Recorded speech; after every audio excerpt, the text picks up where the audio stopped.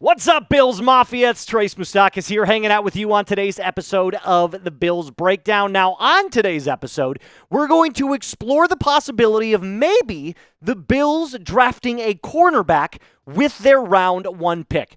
But before we do that, this is unacceptable.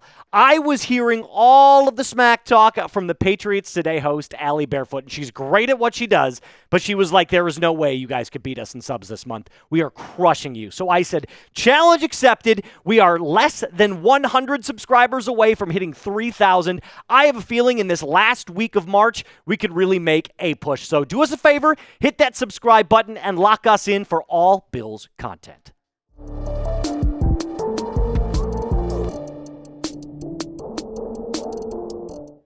All right, so back on to our first main topic here. The first thing that we should be noticing is that Dane Jackson has re-signed with the Buffalo Bills after spending last year with Carolina. He was released by the Panthers, and let's be kind of honest about it, he was a seventh-round pick. He's not necessarily going to be a starter. He can start if you need him to in a pinch, but he's not a starting caliber cornerback in the NFL, This is a depth signing. Right, you bring him back because there are glaring and obvious needs in this Bills cornerback depth chart. I mean, we're most likely losing Rasul Douglas. Christian Benford is your number one option at corner, which is great, but we traded away Kaiir Elam to the Cowboys earlier on in free agency, and Taron Johnson is a nickel corner. So although we've got the nickel spot kind of locked down, it's clear and obvious that there is a massive hole at cornerback 2. And that's something the Bills really need to address. Maybe not necessarily like you have to go out and sign the top cornerback free agent like Asante Samuel or everything. And there is a possibility that Rasul Douglas does come back, hopefully on a cheaper option, but he is still testing the free agency market. So although we've got cornerback 1 locked up with Christian Benford, cornerback 2 is a big and obvious need. But it's not the only need. If we take a look at the Bills' team needs heading into the 2025 NFL Draft, the defensive line is a big and obvious need, although we did take care of a lot of that in free agency. Edge rusher, we signed Joey Bosa, but still can't hurt to have someone else, maybe a younger option, because Bosa is on a 1-year deal. Cornerback is a top priority as well. And then lower on the totem pole in terms of like team needs is a wide receiver. I don't think it hurts to add another weapon to Josh Allen's arsenal, but if you were to ask me these first 3, those are the number ones right there. Now, if we're going to what the ESPN and the NFL insiders are all saying about mock drafts, I believe I heard this on a podcast that I was listening to this morning, if I got this correctly. Over the last 60 Bills mock drafts, 31 times the Bills are selecting a defensive lineman with the 30th overall pick. So, it's clear that most of those analysts think the Bills are going to be attacking the defensive line, but 13 times out of those 60, they have them selecting a cornerback. And I wanted to take the opportunity and the time today to say, okay, well, if they feel like they've gone after enough defensive linemen in free agency, maybe they're going to attack corner as their number 30 overall pick. So here are some cornerback prospects that I believe the Bills could take at number 30, starting with this guy right here, who is probably one of the most athletic and best tested at the combine in this year, Maxwell Hairston, cornerback out of Kentucky. Ran a 4.29. The guy is an absolute speed demon. Now, he's a little undersized for the position. He only comes in at 5'11 and 183 pounds. But what he lacks in size, he makes up for in elite ball skills. This guy can make awesome coverage happen. I mean, you just know with what you're looking at when you get him as a prospect. He's got his elite zone coverage skills, which is what the NFL is transitioning to, and he's got on-ball talent as well. So not only can he disrupt at the point of attack and go up and make those interceptions, but keeping everything in front of him with not only his speed, but his twitchy athleticism is something that a lot of draft prospects and draft analysts have been like gushing over. So when I look at Maxwell Hairston, it might be that we have to trade up to get him. I don't necessarily know that he's going to fall to number 30 because in Mel Kiper's most recent draft, he was at number 29 when he was taken. And then Daniel Jeremiah had him sliding all the way up to 24 with the Minnesota Vikings. So, if I'm looking at this correctly, I think there's a possibility that Hairston falls down to 30, especially if other teams, draft more edge rushers or if they go defensive line, which it's a loaded defensive line class. I think that's what you could possibly be looking at if the Bills were able to snag that pick at number 30. So I'm going to ask you here in just a second, if Hairston is on the board, is he your number one choice at cornerback?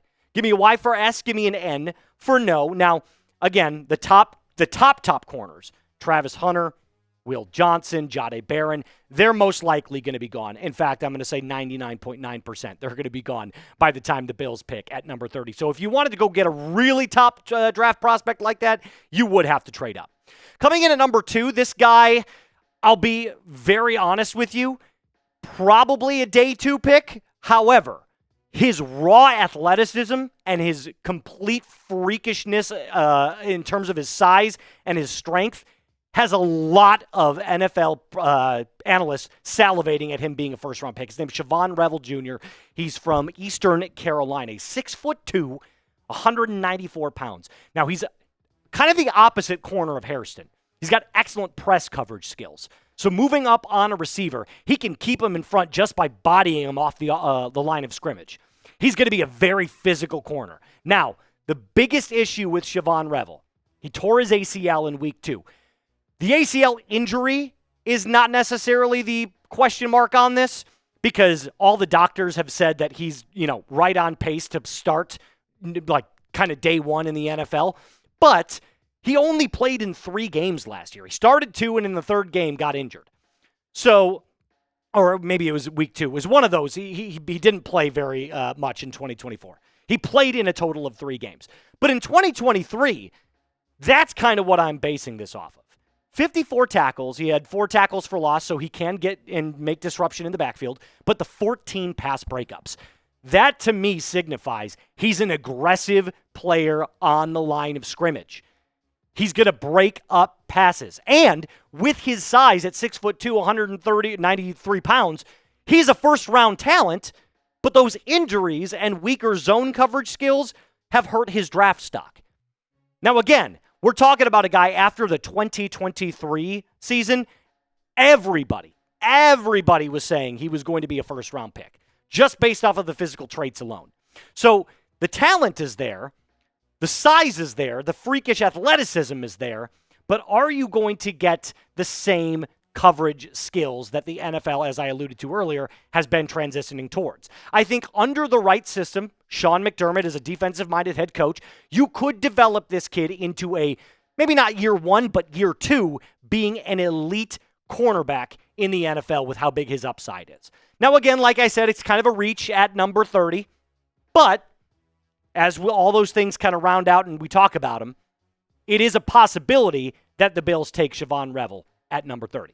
Rounding out our quarterback prospect list, Benjamin Morrison from Notre Dame. I'll be completely honest with you. I thought this guy was going to be a top 20 pick at the end of the 2023 season. Again, another player with injuries. And you're going to kind of see that. These, as you get onto the cornerbacks that a lot of guys are high on with their talent, injuries have kind of hurt their draft stock. He's 6